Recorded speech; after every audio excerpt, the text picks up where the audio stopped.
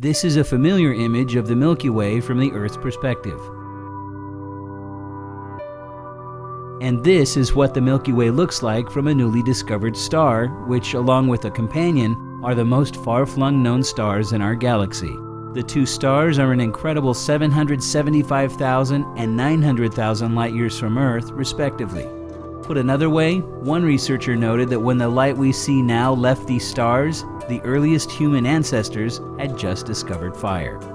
The Milky Way's disk is only about 100,000 light-years wide, but the so-called Milky Way halo goes much further, with its outer reaches possibly made up of dwarf galaxies that the Milky Way has ingested over time. Researchers write in astrophysical journal letters that the star's discovery may change how we understand the galaxy's outer edge and maybe even the Milky Way's formation itself.